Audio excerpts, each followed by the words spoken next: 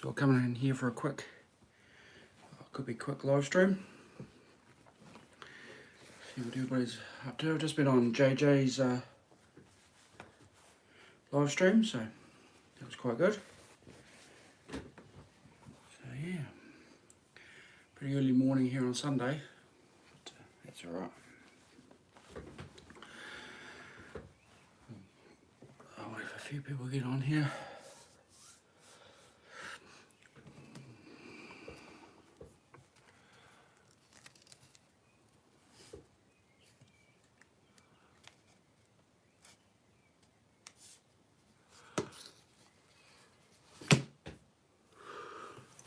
Remember? Oh, jeepers. Jeepers creepers. Oh.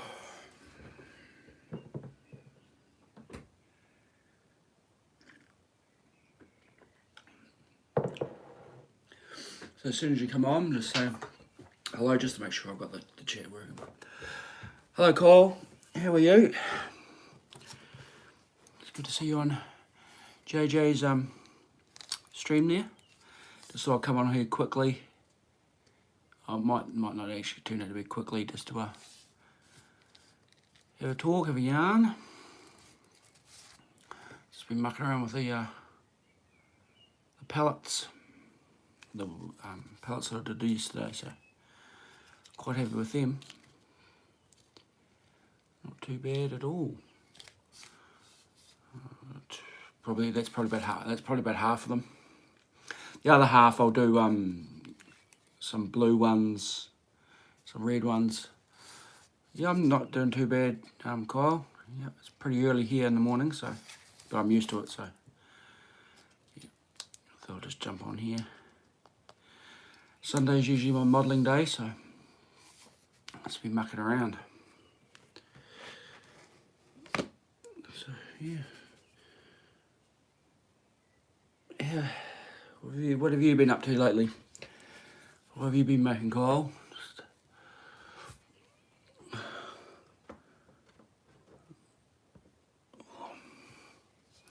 Cheers, thank you. Yeah, I'm pretty happy with the pellets. They're 3D printed ones. I didn't 3D print them myself, and then I just used the painted them with the Tamiya primer. I'm in New Zealand. I'm Kyle. Yeah, painted with Tamiya primer, and then went over with Vallejo, just the wet on wet, 4 different colours. Just randomly selected them, and then came back along with the there's some, you'll see something, that one there's some Tamiya panel liner, black and brown, just to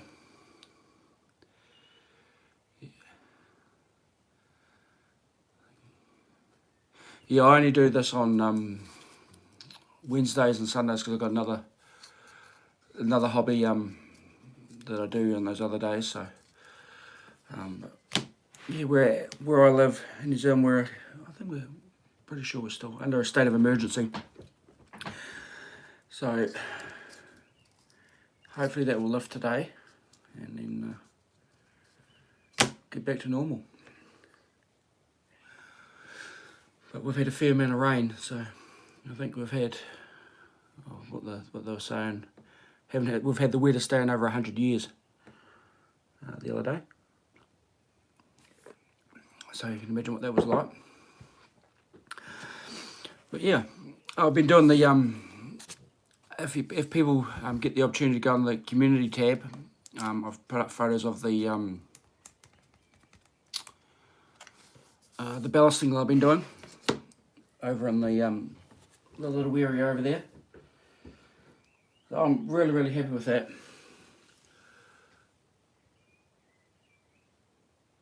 Yeah, some do get new wood planks. I mean, we've got a few at work that have got the new wood planks. People, well, the forklift drivers tend to be a little bit rough sometimes, so you get the new ones, and I'll probably do that on the I've actually got one over here. Even the old broken board.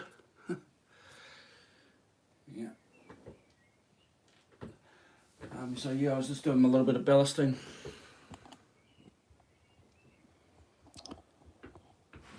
Over here. So that's coming together quite nicely. It's still waiting on that to dry. And that should be good to go.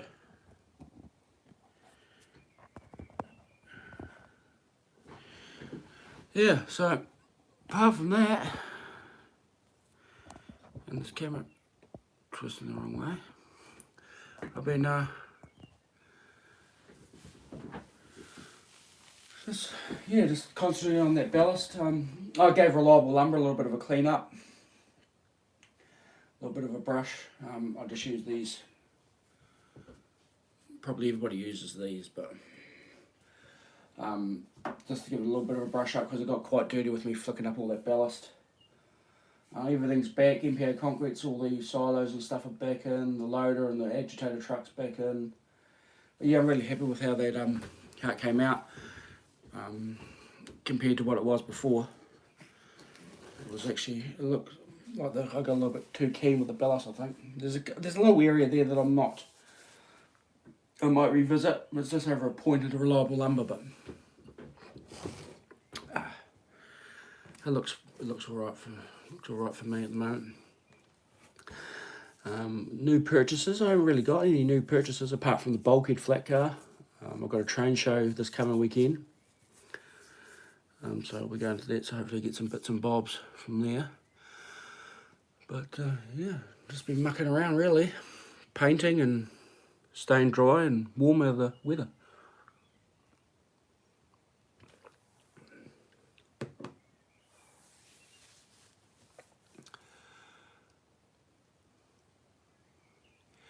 Thanks Todd. And hello Box Ride. Yeah, let's have a look. In Auckland for a few hours in 1980 on my way to Oz. Oh yeah. Yeah, well I'm in the South Island. So, you know, Auckland's obviously would have changed a lot since then. Obviously. And thanks for the comment about the layouts looking nice. And the pellets. Yeah, I'm trying to hi Tom, how are you? And yeah, the pellets looking good, but yeah, I'm quite happy with the layout as it is. You know, I keep saying that this is just the first part of it. I'm gonna come back and detail it more. But I'm actually like quite surprised at how many people are actually liking it and getting involved with it and stuff like that. So I'm really happy with that and happy to share all the bits and pieces. I really need to start operating it, but with all the scenery and stuff, it's just gotta wait for it to dry and bits and pieces. But there's other projects. I still have not worked on the steel mill. Oh, no, it's not the steel mill as such. It's a steel fabricator.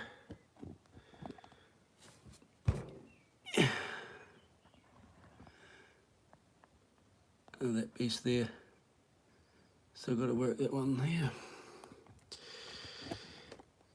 That's fine, JG. I listen to live streams at work. I'm mute at my lunch breaks and stuff like that. But if I lift this roof off,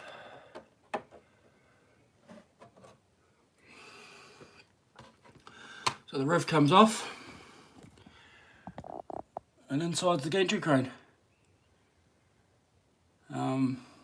That's a Walthers, the big gantry crane, the big yellow one, and I just modified it to fit in the space. It all works. Look at forward and back, and hi JJ, yeah, forward and back and all that good stuff. But yeah, this is one of the buildings I wanted to super detail. Well, you know, not super detail, but you know what I mean. And the old roof back on's a bit of a hassle, but it clicks into place like so. That's pretty good. Right, let's have a look at the cheers, thanks Tom, Todd, sorry, and Kyle, and Tom as well, yeah. Yeah, no, that's, inside there it's got to have, obviously the steel coils, and inside I've got all the styrene for the internal bracing and bits and pieces. And I just got to get into it and get it done. But that's a, the kit is a, let's see if I can turn you, there we go. Turn you down like that, there we go. Right, you can see the little crane and stuff over there. The kit itself is a, the Rick's engine shed, I think it is. And what I did was, you can sort of see down the side here, if I get out of the road, turn that on.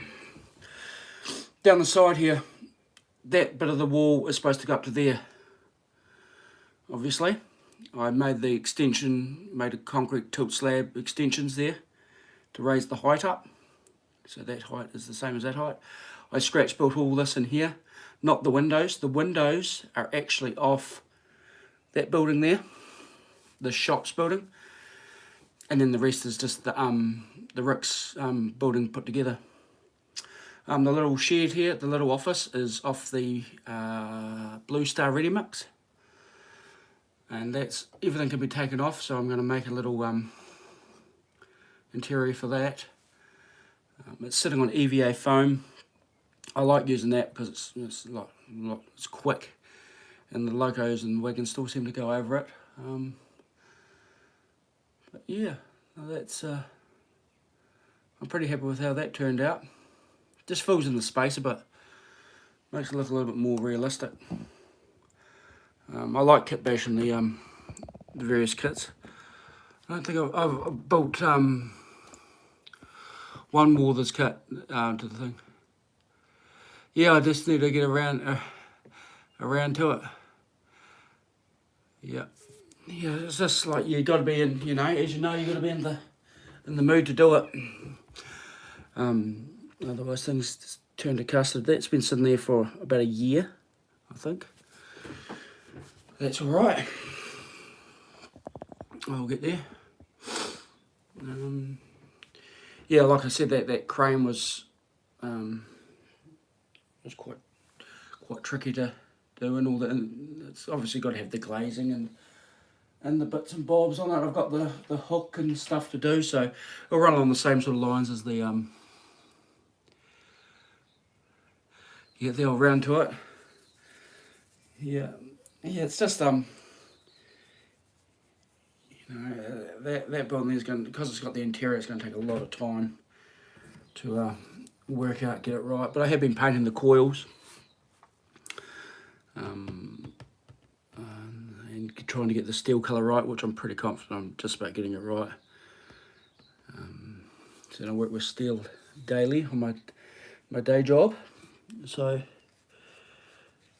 yeah, so apart from that, if anybody wants to see anything on the layout that's different, there's way down the end there. See, look JJ, the sun's not even coming up yet, almost. Way down the end there, I've still got to do some operations down there. I've still got my air slides and my hoppers down there, so they need to come out. But it's just waiting on this to dry.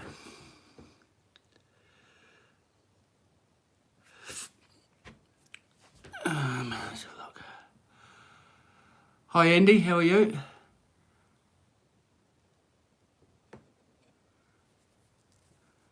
Yeah. With that ballast, the reason I redid that ballast,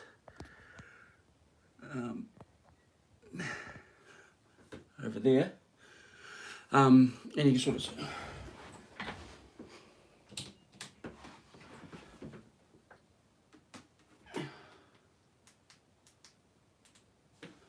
There we go, chuck some lights on. Not that one. So you can see sort of the effect that I go for. So yeah, the reason I did this bus is I got two, you could not see the sleepers, it was piled on there. So after I did the Scott Street yard, I was quite happy with how that turned out, so I thought I'd just do exactly the same there. And I got a little bit carried away with these old, the weeds and stuff, so I've sort of kept that, toned that down a bit. But it still all ties in, alright, I thought. I've still got area down there, but I'm quite happy with how it is at the moment. I mean, it works, it's very, very reliable. Cheers, thank you, Box Ride. Yeah, it's just those LEDs, and I could just change the colours.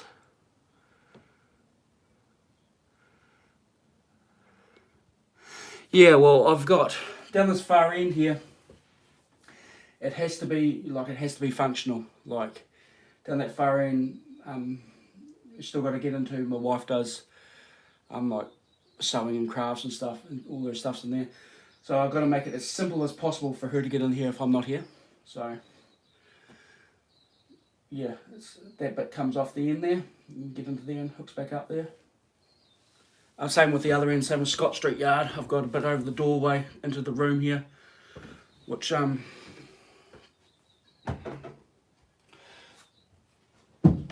actual fact is this bit.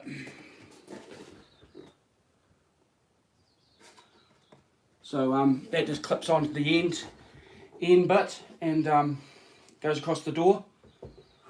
So I can extend it right out. I measured it before for a person, it was 13 feet by 11 feet. Along that wall there's 13 feet to where the steel supplier is. But I can change the lights and stuff. Obviously just use my little remote. You know, do whatever you want to. The brightness, I'm going to dim the brightness right down. You know, LEDs on screen, you're not really going to get the full effect, but you get what I mean, get what I see there.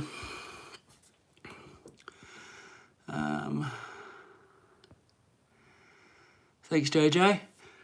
Yeah, it's quite. I'll take yours. There's not much.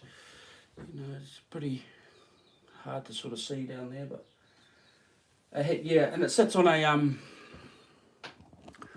the depths of the layout. Hey, sits on a piano stand. So that's how. It's that. It's that bit there. I know for a fact 300mm wide, or a foot wide. 300mm wide, and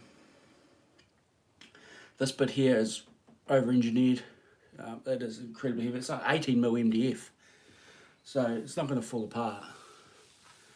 And then we go down that bit. But these bits have to be light as well. These extension bits have to be light, because obviously my wife's going to be lifting them, and it's just a dowel system. I'll take it for a wee walk.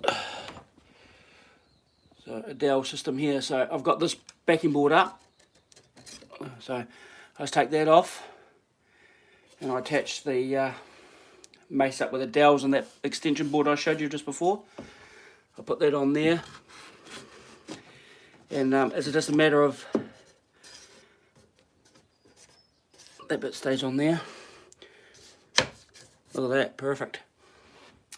Sorry for the shaky camera.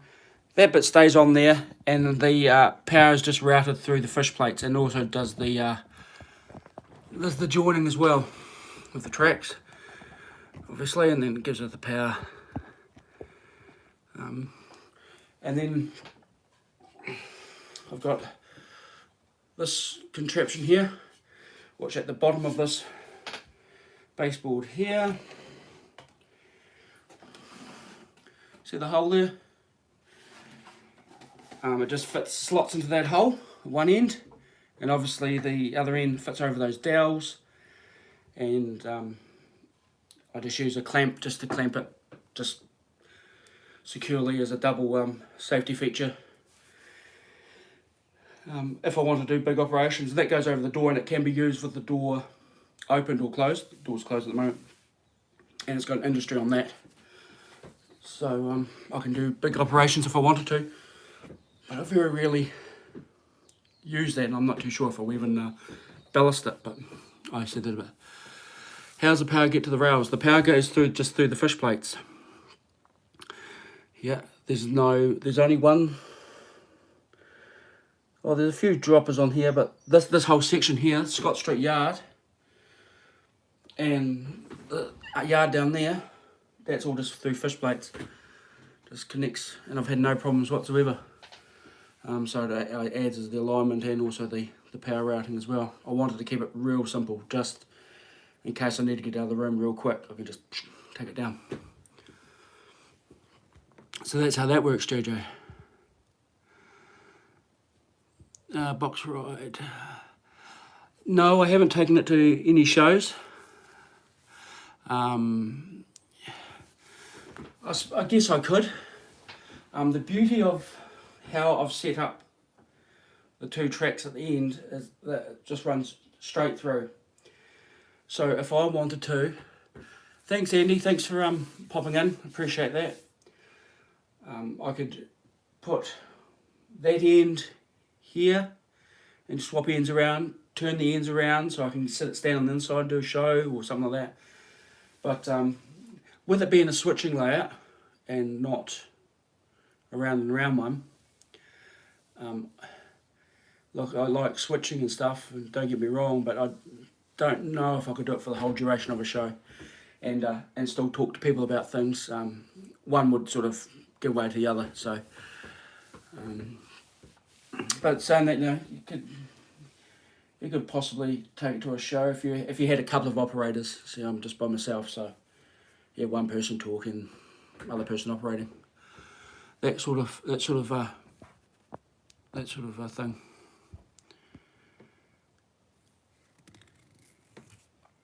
So yeah, I'm not the best at the wiring. So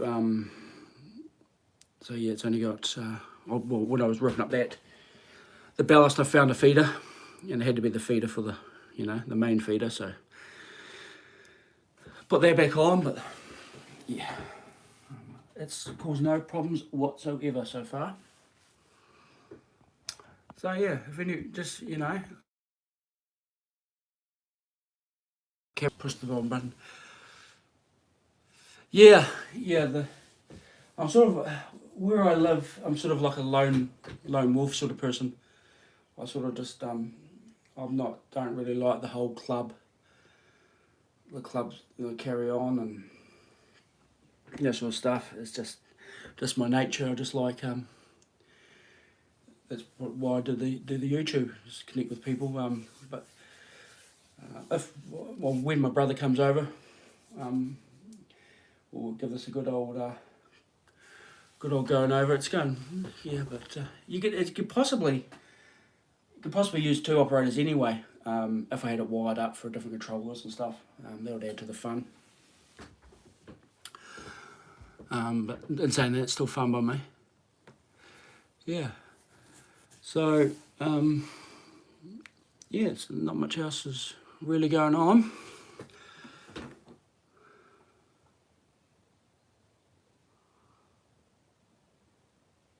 Yeah. Yeah, I got nothing against clubs or anything like that. I just find that, you know, you got your, everybody's different, I guess.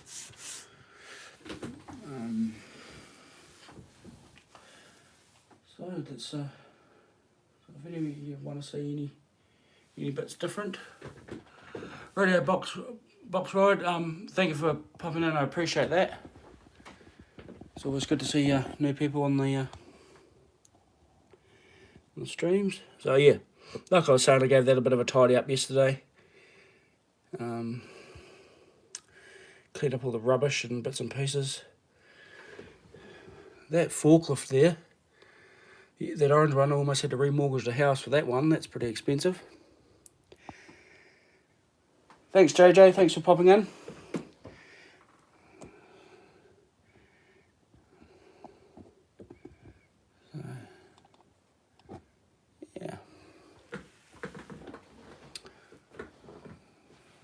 When I come to operate, I very rarely sort of operate it. Actually, that's one thing I could talk about.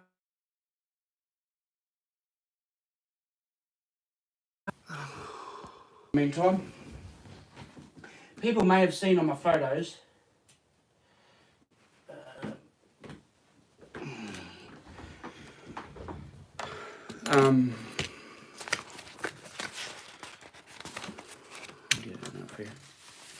people may have seen on my photos, you might not be able to read it, but we've got numbers 1 through to 12.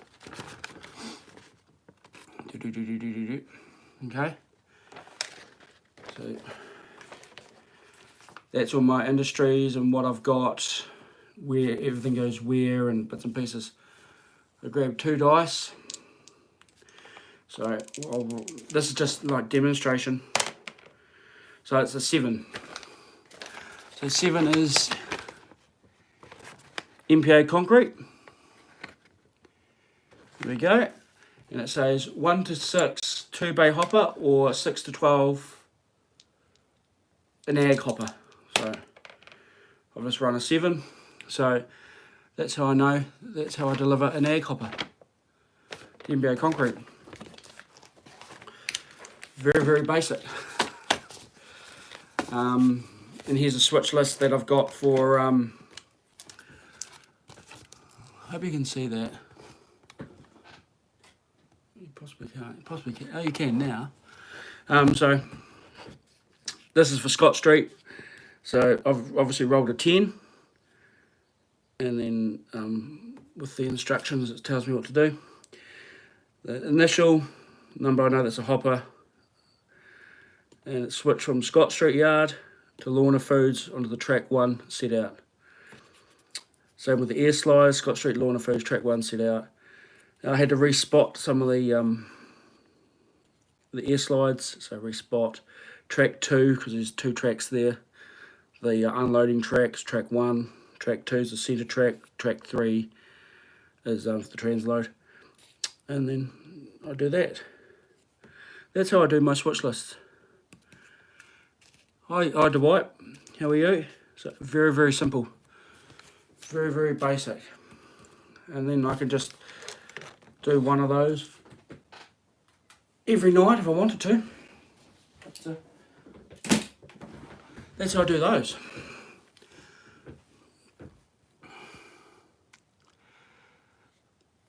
Thanks, Tom. Yeah, it provides like you do get your, oh, you got your printer back together after you put the what was that, the screwdriver into the fan?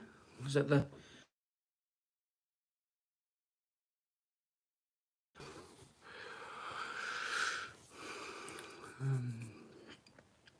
but yeah, I just like to keep, like as you probably know, I just like to keep things as basic as possible. Broke a blade. Lucky you didn't break the key shaft or whatever it is on the thing. So yeah, I was just showing people these pallets, showing everybody in the chat these pallets. They're 3D printed, not by me, but I did weather them up and paint them and use that wet on wet method like Boomer Dioramas uses. So I use 4 colours to paint those.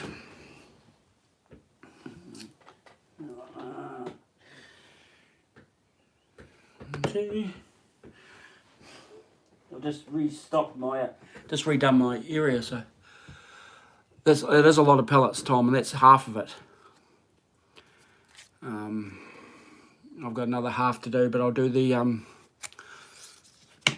do them in the I'll grab one for you.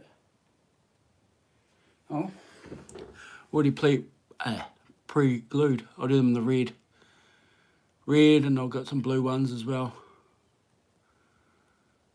So I'll do some of them. But yeah, the 3 colours I used was silver grey. Well, I primed it. For those who weren't here at the start of the live stream, I primed it with Tamiya surface primer, the grey stuff. You possibly don't need to do it. I always do it. I always prime my stuff. Silver grey, medium grey, beige. Use that very, very lightly. That's quite a strong colour. And concrete.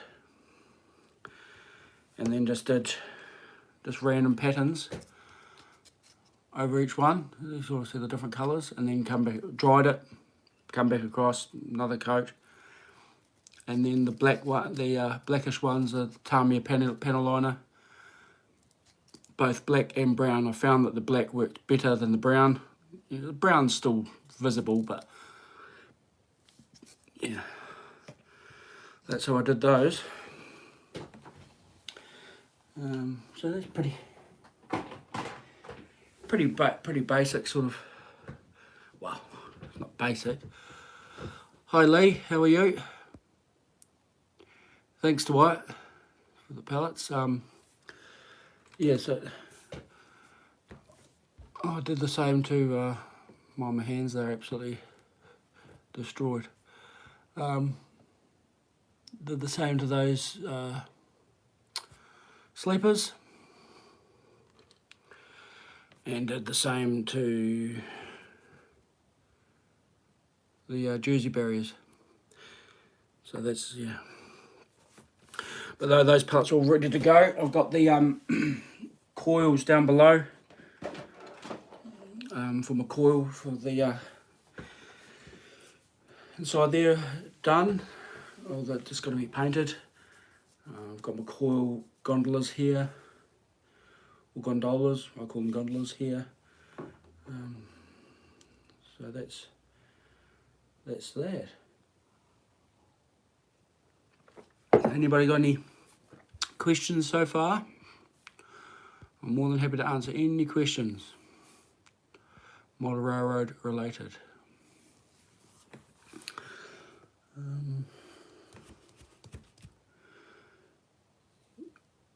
Yeah, like I said, I've got the train show coming up in next weekend, so that'll be quite good.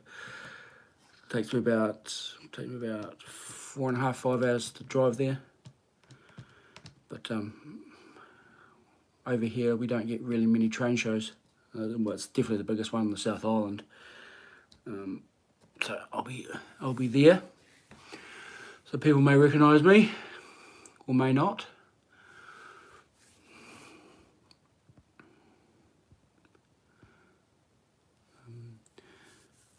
So yeah, I'm just really waiting on that ballast to dry, but it will dry. It will dry.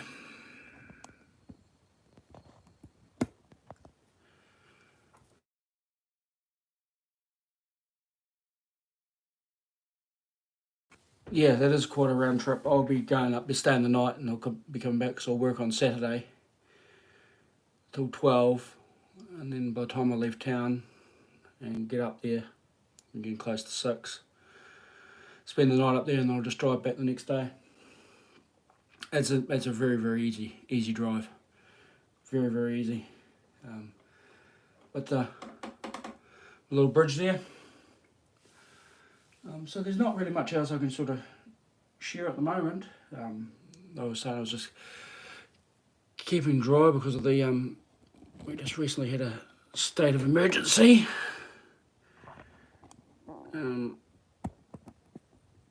Oh, have you, Lee?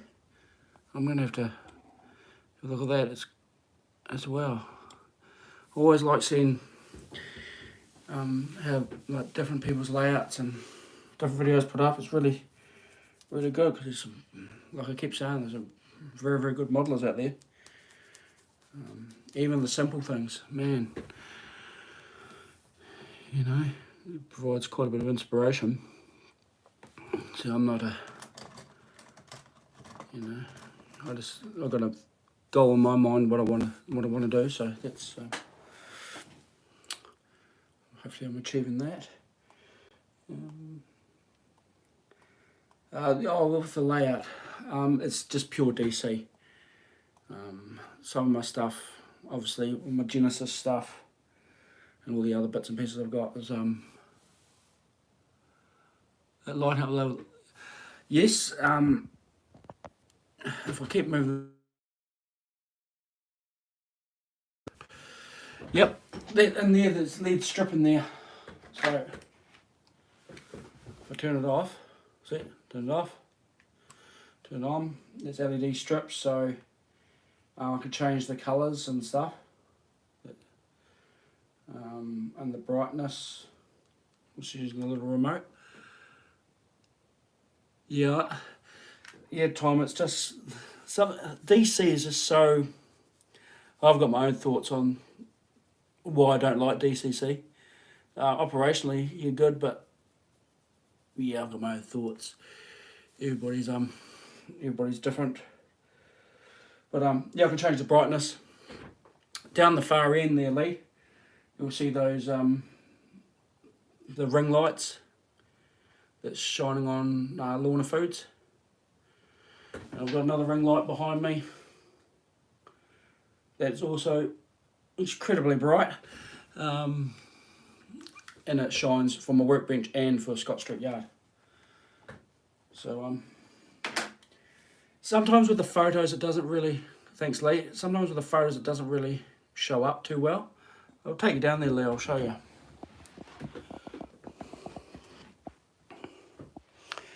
So you sort of see the effect I go for. It's just lighted up all the old building there.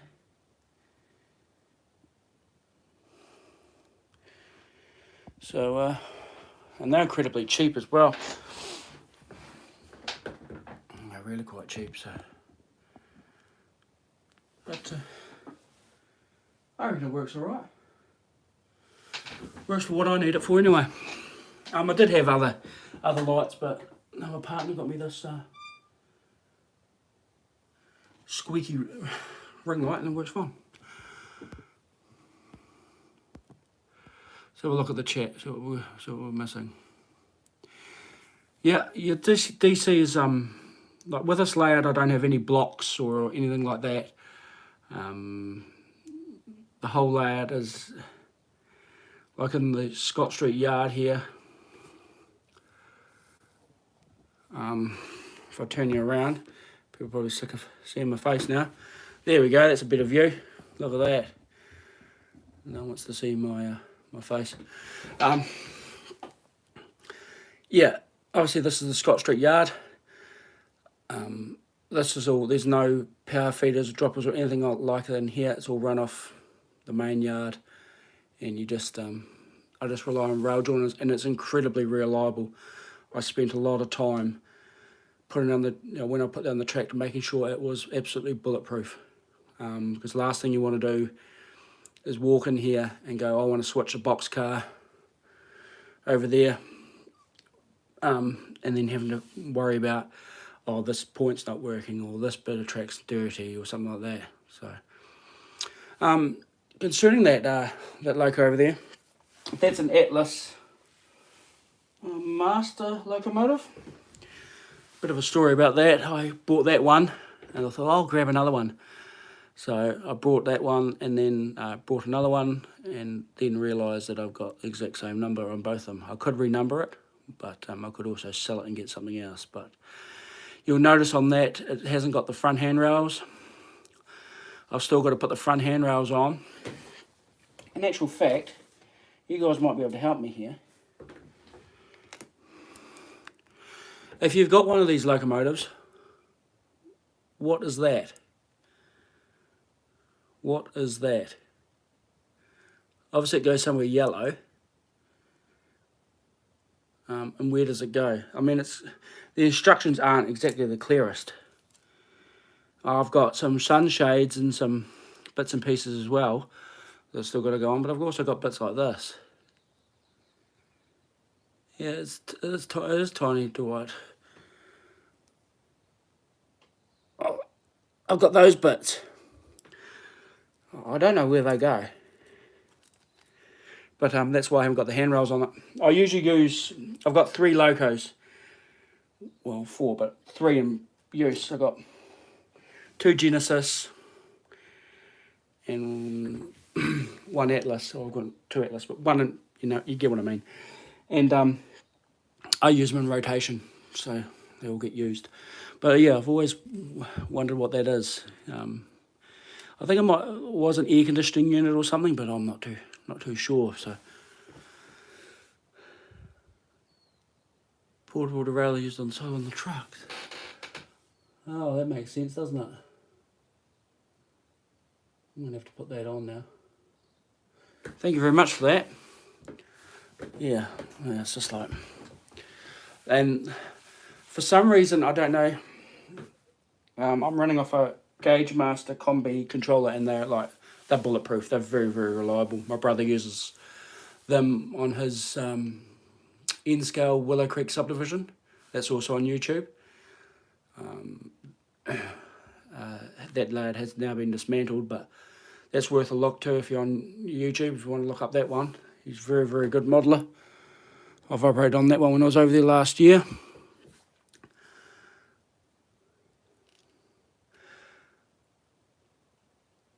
The portable derailleur could be a portable re-railer as well. Just if the loco gets derailed, they can put it on one of the wheels and just keep driving up, and it should re-rail it.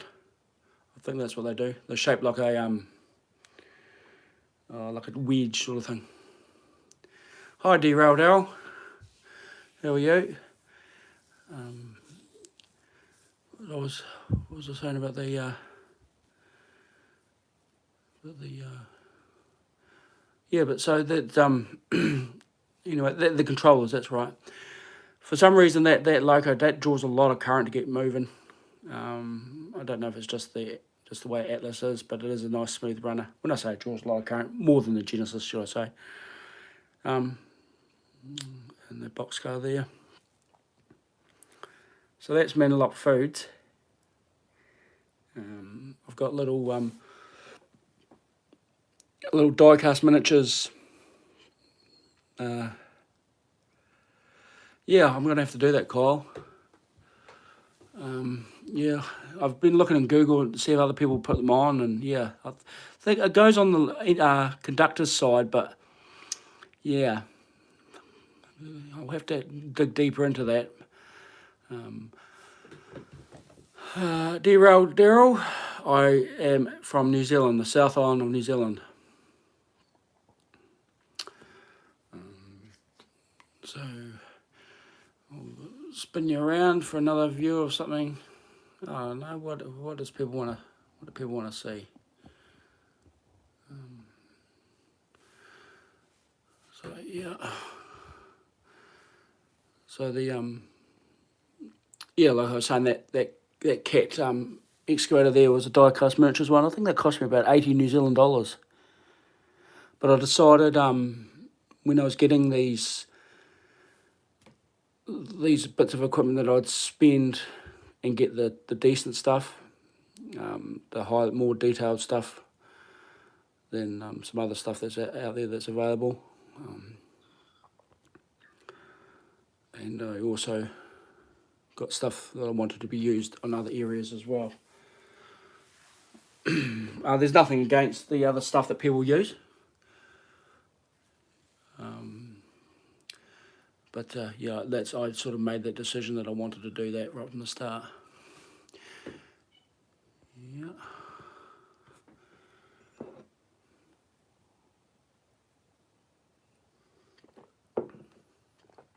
Yeah. You know, New Zealand's not too bad. Yes. Yeah, modelling American trains. Yeah, that's correct. I did used to model NZR, which is New Zealand Railways, and they're S-scale, and you had to build them all up.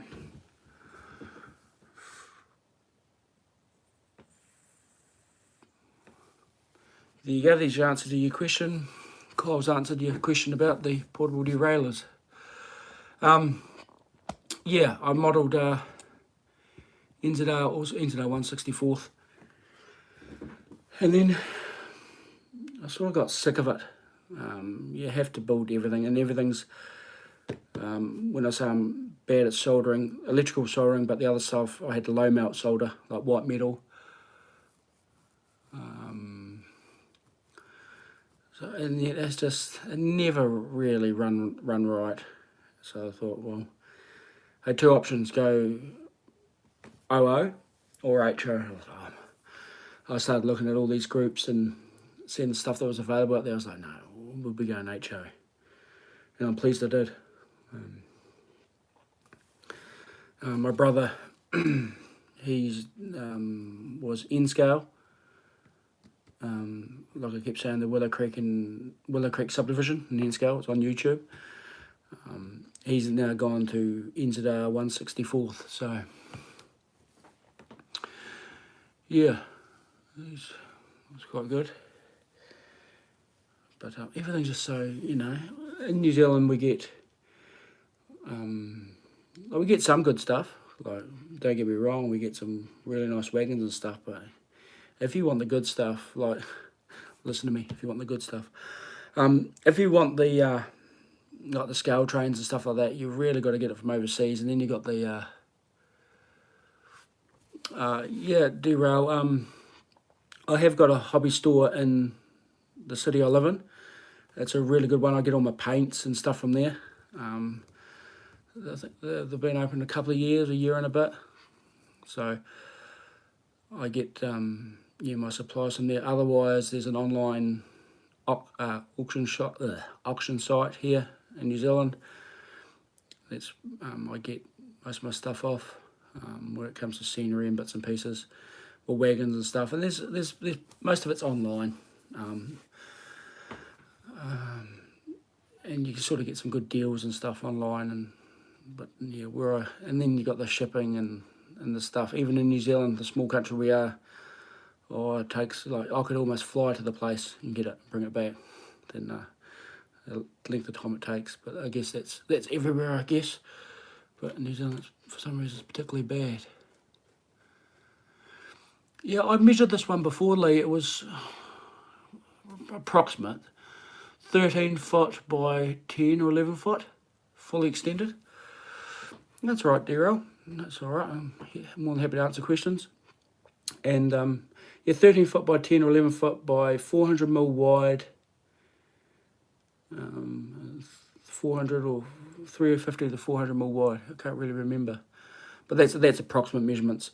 So it's actually quite a large layout, but it doesn't look like it is because of the way I've got it set up.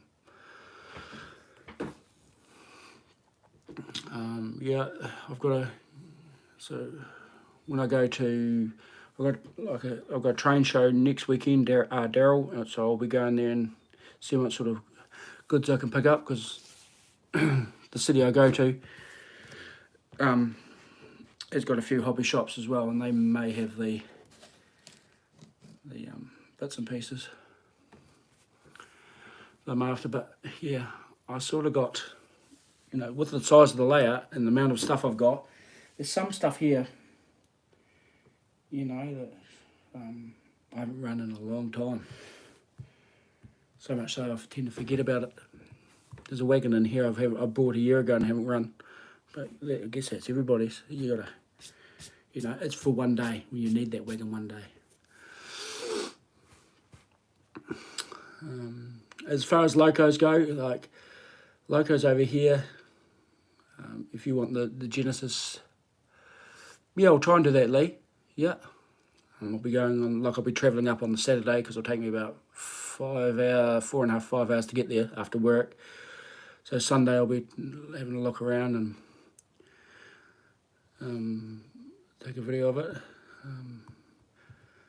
So as far as the locos go, you get the expensive, I think about $500. Depends on what you get. I go for the Genesis stuff. So I suppose it's comparable to the States and stuff. When I was there, I was over in, did a trip to Europe and stuff at Christmas time, and stopped back through Houston. Where do I get I just get my inspiration off like YouTube, really. And different people's layouts and stuff like that, and looking at videos and photos. A lot of the groups I'm on, I go under the name Brad Coleman. So if you see me on any of the groups, you know that that's Willowcreek. So a lot of the groups I zoom into everybody's photos and have a look, and that's where I get the inspiration from. I mean, I've only been to the States a couple of times, like I was saying. I was at Houston at Christmas time on the way back from Europe, and went to a hobby shop and actually saw for the first time an actual 1-to-1 scale train.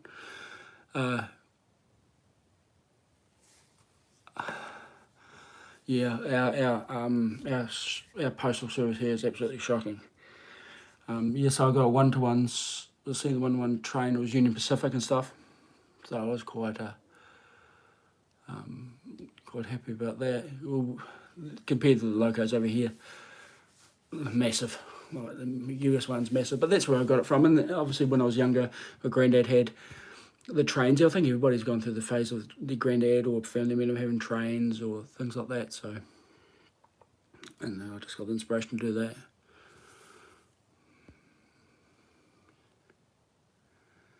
Yeah, YouTube is a great place to do. Like, there's some ones I follow.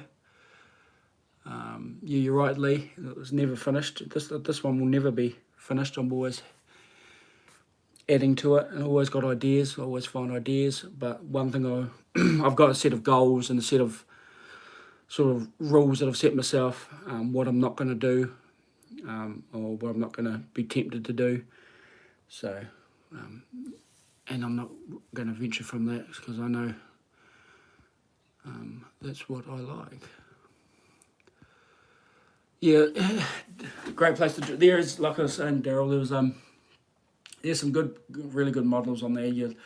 Like, I've got this little layout here, but I've also got a garage that's 48 square meters and a 4 meter high ceiling. So yeah, I could do the massive layout, you know, all around and all the scenery and stuff. But that's just, to me, that's not what I like. But I do grab inspiration of some of the areas that these big layouts do, and any layouts. Like, I always learn something of someone's layout.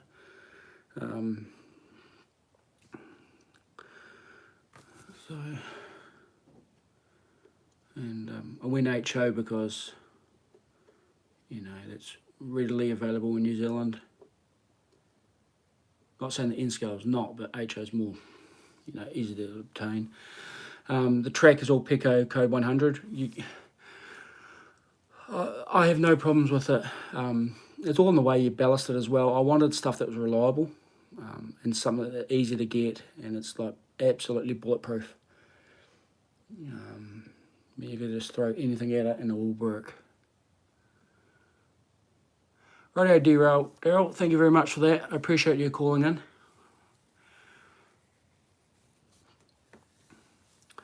But yeah, so I'll probably keep going for another 7 minutes or so, about an hour.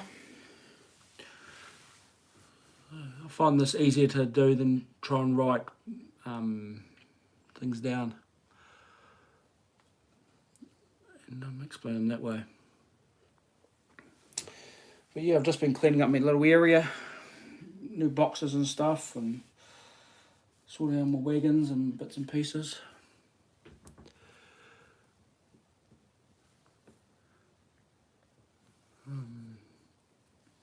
So yeah, and like I like to jump on as many lives as I possibly can. It can be quite difficult sometimes, like just with the timings and stuff, but if I don't say hello or don't reply to them, because half the time I'm at work at Smoko, or at break time, and I've got it on mute, so yeah, that's why I don't reply sometimes. But I get up really early in the morning anyway, so I've been on JJ's one this morning, so that was good. Controllers I have. That one there, the Gauge Master Combi. It looks old, but it's not. It's my brother actually put me onto those. He operates his layout with them, and I played with them when I was over there operating his layout.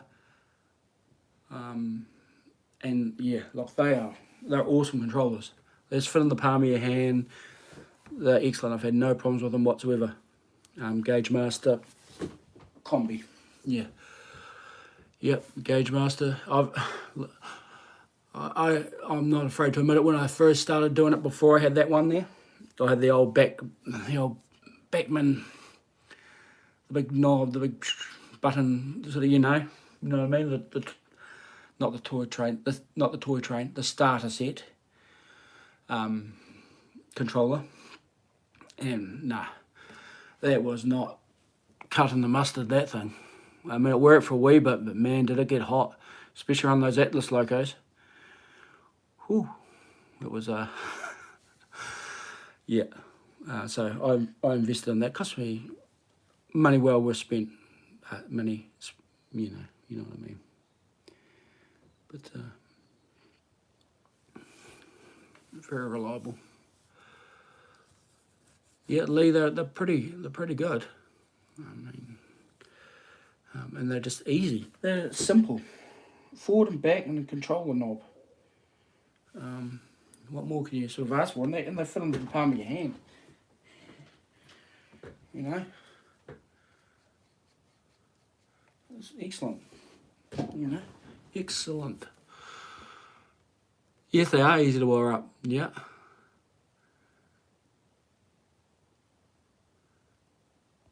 Yeah, I always watch I try and watch the people back on playback and stuff like that. But I always just like saying hello when I pop in, just to see what's happening.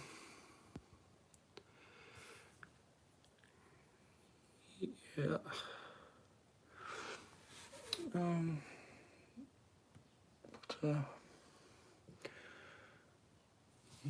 Yeah, like I was saying, my brother had about 3 of them for his N-scale layout. His layout was reasonably large, but no, and just the control, the knob controlling and stuff like that is just real smooth, and I'm very happy with that. And that's all I need. If I had 2 operators, which probably will never happen unless, someone comes over and has a look, I possibly even still wouldn't have 2 controllers. It could do. I don't know. But just one person, like I can muck around down in Lorna Foods down there. I can muck around down there. That'll take me a wee bit to switch all that out. Bring it back. The centre part here, switch that out. Take that back, because you've got 1, 2, 3, 4 industries there, bringing stuff back. And a lot of people might not realise, that they're new to the channel, but I've only got 1 run around on the whole entire layout, which is a loop here. 1 run around. So if you're down the far end there and you brought your wagons in to switch them out, you've got to make sure you've got enough space to do the switch move and bring them back, and they've got to be pushed back into the Scott Street yard. Yeah, I could do that, Tom. Yeah, backwards and forwards and things like that. That would be because I wouldn't mind going to like shows and stuff, and just connecting with people, but you'd have to do 2 things at once, and you'd have to have the other operator. You'd have to trust the other operator that they're not going to be silly. So that could be something I'll look at. So with regards to the 1 runaround, it makes switching out the steel mill, because it's sort of on a switchback, very, very difficult. So if you've got to switch the steel mill out, you've got to pick up your cars from the steel mill, steel fabricator, it's not a mill, fabricator, and then push them all the way through to into this yard here, run around them, push them back into the interchanges. Or the interchange, should I say, which is, the interchange is this track here. So that's the siding to Manny-Lock Foods with the loco is. This bit here is like what we call a back shunt, so we can get into the steel fabricated place there to do the work in there. So it makes it quite. You got to actually really think. And then, obviously down the end, I showed you at the start of the video, you've got an extension that goes right over that door there, and you've got another industry at the side there. So I did think about putting a runaround on the end here, but I just wanted it straight in the end. But it makes it interesting. And the balusters starting to harden up now. That's always good news. And when I'm talking about not knocking things over, when I'm talking about the being able to operate in this yard as well, this little bit of section of track here around to the point, which is just there, that can be used as like a yard lead as well for switching wagons around. So you could have another operator in here making up trains as you're shunting in the other yard. And that's the steel fabricator there, so you get what I mean, it pushes in into there. I have been asked the question in the past why about these doors here. Why are these doors there going to nowhere? Don't worry about that trailer there, that's just in there. And the way I described it is that's the old factory, the real old steel fabricating place, and they used to use those doors to bring stuff out, and you can imagine a sort of like a siding in here. Used to unload stuff, and when the invent of the coil cars and the coils and stuff, they needed somewhere to unload it, so they built this flash new facility here so they can unload the coil cars. So that's why that's there. So that's why it looks, completely different, newer. Got the crane, and then you can sort of use your imagination behind theirs where they go and do their fabrication and stuff. But that's why I did that. Behind I've also been asked, am I going to put interiors in it? I like the look of the black. If you put interiors in it, you can put the interiors in it, but I don't think I will. I like the look of it there now. Same with this building over here. Hold on. Same with this building here. I'll get you down to the eye level there. That's got no interiors in it. That's just got the glass in it. You can sort of see there, there's one of those broken pallets I was talking to the front, and that's a bit of rail in there actually. Old disused siding. That's the commissioner building. That's the only building that I've done per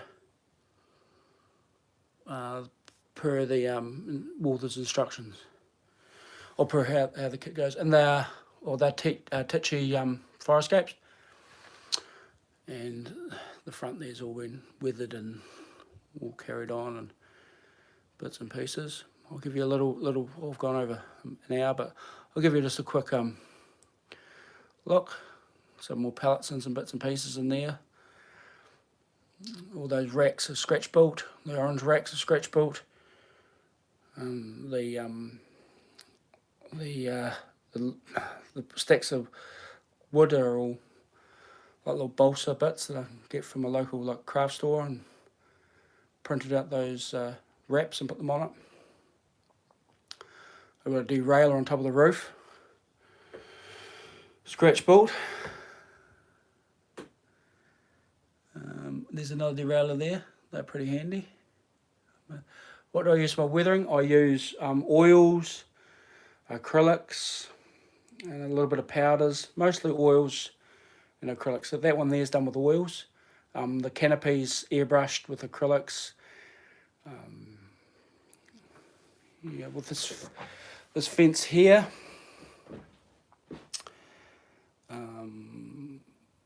Yeah, scratchboarding is cool. I enjoy scratchboarding. This fence here is done with oils, airbrushing, and panel line washing. That and there's all oils. That concrete pad's still got to be stuck down. That's cork. That'll crack up and eventually make disused. But here's the ballasting. And bear in mind it's still drying. Obviously, I still got to clean it up. It's a bit of a mess. There. That building there's scratch built. You scratch build your own pallets. That's pretty good. I've tried that before, and yeah, nah. This there was a 3D option. I took it. So I've got another derailleur on the roof there for in here, but that's scratch built. And then obviously Lorna Foods is the Red Wing Milling Company, and that's just been weathered. Well, it hasn't been weathered. It's just the way I paint things, make it look weathered. This here is the Translate EVA phone, and the locos do run on that too. I've just dusted up all my bits and pieces.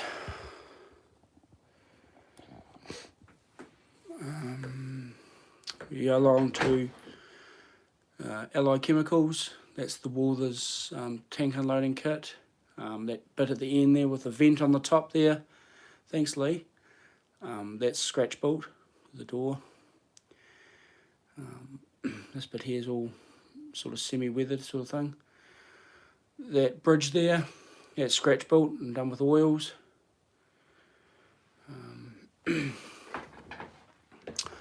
Crane truck hasn't done anything, and then we're back to where we are.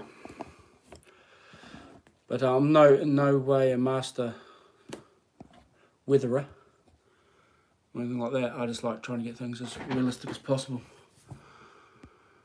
You can get a lot of information off like military modelers too. They're very, very good.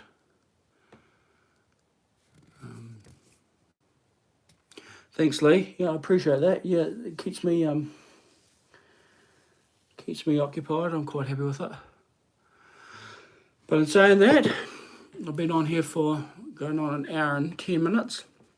I might call it a day. Thanks everyone for coming in and joining in on the stream. I appreciate it.